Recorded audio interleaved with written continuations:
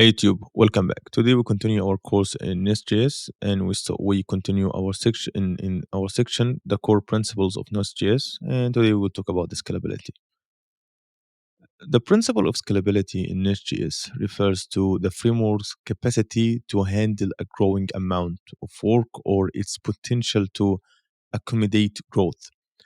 NestJS designs with scalability in mind, and its structure promotes practice that helps developers uh, build applications that can scale efficiently both horizontally, which is adding more machines to the pool, and vertically, which is adding more power to existing machines.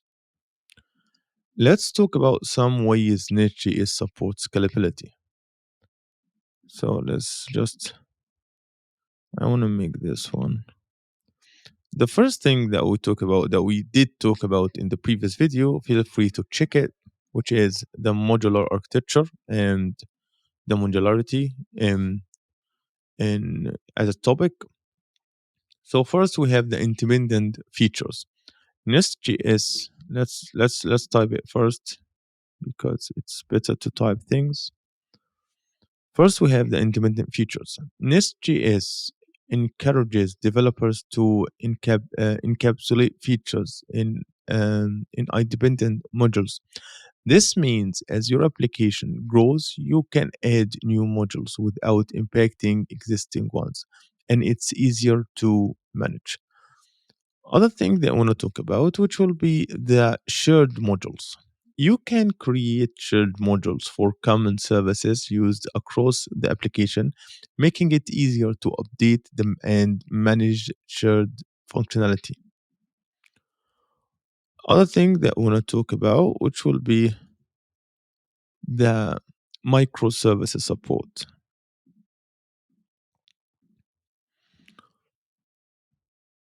The first thing that we'll talk about, oh no, will be the transport layer abstraction. Okay. NestJS provides an abstraction layer over different transport layers for microservices, such as a TCP, Redis, MQTT, NATS, and others. This means you can easily switch between different transport strategies as needed. Also, we have what we call the pattern matching. You can it it it uses pattern matching for message routing, which allows you to scale your microservices independently and ensures messages are handled by the appropriate service instance. The other thing that NestJS use to handle scalability is the dependency injection. And it's a huge topic if you are familiar with Angular. First, we want to talk about the singleton. The singleton by default. Services in NestJS are singletons by default when registered at the module level, which is an efficient use of resources. And we create dedicated video to only talk about dependency injection because it's a big topic and important as well.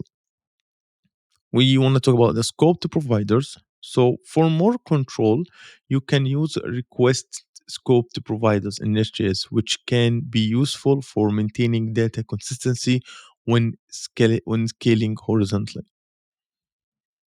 Also, we want to talk about asynchronous programming. So I guess there is no point, and just it will be by itself. So we have the promises and observables. And NestJS makes heavy use of asynchronous programming, supporting both promises and observables out of the box. This allows for non-blocking I/O operations, which is crucial for handling a large number of simultaneous operations in a scalable application. We want to talk on also about the performance optimization. Let's make this. Yeah. First, we want to talk about how NestJS is fast and efficient. So, under the hood, NestJS uses Express by default, which is known for its performance. You can also use Fastify, which is even faster for extra boost in performance and lower overhead as you scale. Interceptors. NestJS provide interceptors which can be used for caching responses or adding extra processing logic that can be shared across different routes and controllers, thereby optimizing your application.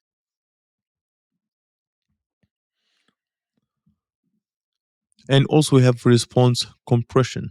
The framework can be easily integrated with middleware to compress responses, reducing the size of the data that's transmitted over the network.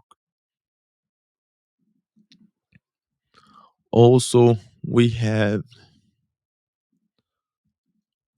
the horizontal scalability.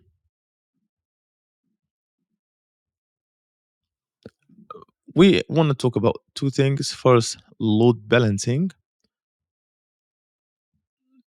Nest.js application can be easily load balanced using a reverse proxies or reverse proxy or any other tools like Kubernetes, allowing the workload to be distributed across multiple instances.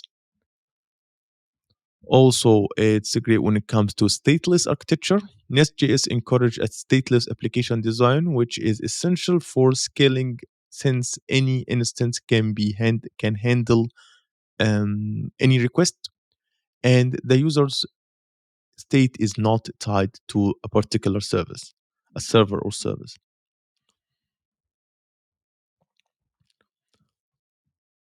There are this video will be maybe longer than usual. We only have two or three points more.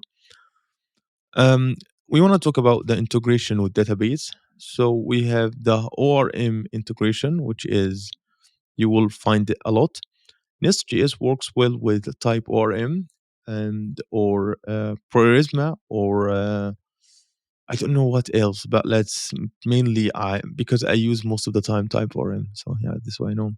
So it's making it easy to implement database scaling strategies like replication, sharding, or using database cluster.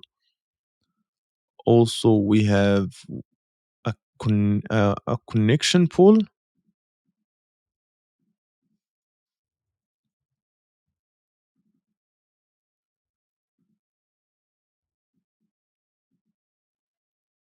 So a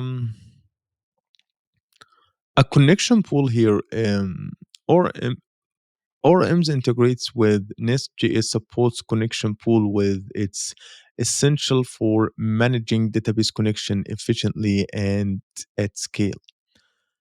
Lastly, when I talk about the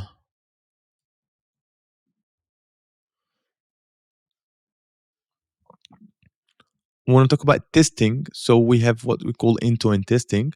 NestJS provides tools for comprehensive end-to-end testing, ensure that your application behaves correctly as it scales and that changes do not introduce regression.